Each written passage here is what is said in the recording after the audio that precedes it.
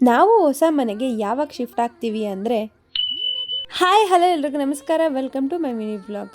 ವಾರ ಇದ್ದಿದ್ದರಿಂದ ಬೆಳಗ್ಗೆನೆ ಫಸ್ಟು ತಿಂಡಿಗೆ ಸ್ವಲ್ಪ ರೆಡಿ ಮಾಡಿಟ್ಟು ನೆಲ ಎಲ್ಲ ಒರೆಸ್ಕೊಟ್ಟು ಬಂದೆ. ಇನ್ನೊಂದು ಕಡೆ ನಮ್ಮ ಮನೆಯವರು ಕಾಫಿ ಮಾಡ್ತಾ ಇದ್ರು, ಅದಕ್ಕೆ ಇರೋ ಬರೋ ಮಂತ್ರ ಎಲ್ಲ ಹಾಕ್ತಾ ಇದ್ರು. ಇನ್ನೊಂದ್ಸಲ ಕಾಫಿ ಕೇಳಬಾರ್ದು ಅಂತನೋ ಅಥವಾ ಚೆನ್ನಾಗಿ ಟೇಸ್ಟ್ ಬರಲಿ ಅಂತನೋ ಗೊತ್ತಿಲ್ಲ. ಇನ್ನು ಕಾಫಿ ಕುಡ್ಕೊಂಡು ಜೊತೆಗೆ ರೊಟ್ಟಿನೂ ತೊಟ್ಕೊಂಡು ತಿಂಡಿನೆಲ್ಲ ರೆಡಿ ಮಾಡ್ಕೊಂಡಿದ್ದಾಯ್ತು. ಇನ್ನೊಂದು ಕಡೆ ನಮ್ಮ ಮನೆಯವರು ಫ್ರೆಶ್ ಅಪ್ ಆಗಿ ಪೂಜೆನೂ ಮುಗಿಸಿದ್ರು. ಇನ್ನು ಊರಿಗೂ ಕೂಡ ತಿಂಡಿ ಎಲ್ಲ ತಗೊಂಡೋಗೋದಿತ್ತು ಅಂತ ಬೇಗನೆ ಹೊರಟ್ವಿ. ಆಲ್ರೆಡಿ ಬಿಸಿಲು ನೆತ್ತಿ ಮೇಲೆ ಬಂದಿತ್ತು. ಅತ್ತೆಮ್ಮಂಗೆ ತಿಂಡಿ ಕೊಡೋದಿತ್ತು ಅಂತ ಸೀದಾ ತೋಟದ ಮನೆ ಹತ್ರ ಬಂದ್ವಿ. ಮಂತ್ಲಿ ಪ್ರಾಬ್ಲಮ್ಸ್ ಇಂದ ಅತ್ತೆಮ್ಮ ಇಲ್ಲಿದ್ದಾರೆ, ಹೊಸ ಮನೆ ಹತ್ರ ನಮ್ಮ ಮನೆಯವ್ರ ತಮ್ಮ ಇರ್ತಾರೆ. ಸೊ ನಾವು ಬಂದು ಪೂಜೆ ಎಲ್ಲ ಮಾಡ್ಕೊಂಡು ಹೋಗ್ತಾ ಇರ್ತೀವಿ. ಅತ್ತೆಮ್ಮ ನಾಳೆ ಬರ್ತಾರೆ ಈ ಮನೆ ಹತ್ರ.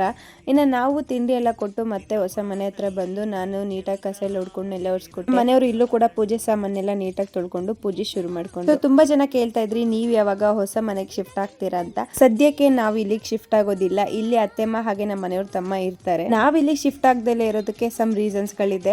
ಅದರಲ್ಲಿ ಒಂದು ಮೇನ್ ಅಂದ್ರೆ ನಮ್ಮ ಮನೆಯವ್ರ ಹೆಲ್ತ್. ಯಾವ ರೀತಿ ಅಂದ್ರೆ ಅವರು ಫಿನಾನ್ಸ್ ಫೀಲ್ಡ್ ಅಲ್ಲಿ ವರ್ಕ್ ಮಾಡ್ತಾ ಇರೋದ್ರಿಂದ ಸಮ್ ಟೈಮ್ಸ್ 8 ಗಂಟೆ 7 ಗಂಟೆ ಈ ತರ ಎಲ್ಲ ವರ್ಕಿಗೆ ಹೋಗ್ತಾ ಇರ್ತಾರೆ. ಸಮ್ ಟೈಮ್ಸ್ ಟೌನ್ ಅಲ್ಲಿ ಇದ್ರೂ ಕೂಡ ಅವ್ರು ತಿಂಡಿಗೆ ಬರೋಕ್ಕಾಗಲ್ಲ.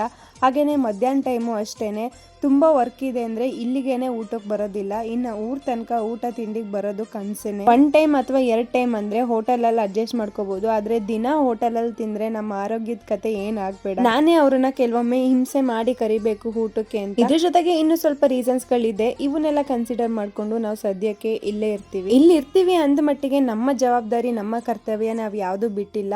A to Z ನಾವು ಮನೆಗೆ ಏನೇನ್ ಮಾಡ್ಬೇಕೋ ಅದನ್ನೆಲ್ಲ ನಾವು ಮಾಡ್ತಾನೆ ಇದೀವಿ. ಮುಂದೆ ಕೂಡ ಆ ರೆಸ್ಪಾನ್ಸಿಬಿಲಿಟಿನ ನಿಭಾಯಿಸ್ತೀವಿ ಕೂಡ. ಇನ್ನ ಬೆಳಗ್ಗೆ 2 ಕಡೆ ವಾರ ಮುಗಿಸ್ಕೊಂಡು ಮತ್ತೆ ಟೌನ್ ಮನೆಗೆ ಬಂದಿದ್ದಾಯ್ತು. ನಾನ್ ತಿಂಡಿ ತಿಂದಿರ್ಲಿಲ್ಲ ಅಂತ ತಿಂಡಿ ಮುಗಿಸ್ಕೊಂಡು ಜೊತೆಗೆ ಫ್ರೆಶ್ ಅಪ್ ಆಗ್ಬಿಟ್ಟು ಜೊತೆಗೆ ಊಟ ತಗೊಂಡೋಗೋದಿತ್ತು ಅಂತ ಅಡ್ಗೆ ಕೂಡ ಬೇಗ ಮುಗಿಸ್ಕೊಂಡು ಊಟ ಎಲ್ಲ ತಗೊಂಡು ಒಂದ್ ಒಳ್ಳೆ ಸನ್ಸೆಟ್ ನ ನೋಡ್ಕೊಂಡು ಮನೆ ಹತ್ರ ಬಂದು ಹೇಗಿದ್ರು ಫ್ರೆಶ್ ಅಪ್ ಆಗಿದ್ದೆ ಅಂತ ಸಂಜೆ ಪೂಜೆ ಮುಗಿಸ್ಕೊಂಡು ಊರಿಗೆ ಬಂದು ಸ್ವಾತಿ ಅಕ್ಕರ್ ಮನೆ ಹತ್ರ ಹೋಗಿ ಅಲ್ಲಿ ಕಿಟ್ ಇಟ್ಟಿದೆ ಅದನ್ನ ತಗೊಂಡು ಮನೆ ಕಡೆ ಹೊರಟ್ವಿ. ಈ ವ್ಲಾಗ್ ಇಷ್ಟ ಆದ್ರೆ ಲೈಕ್ ಮಾಡಿ, ನನ್ನ ಪೇಜ್ ಫಾಲೋ ಮಾಡ್ಕೊಳ್ಳೋದು ಮರಿಬೇಡಿ.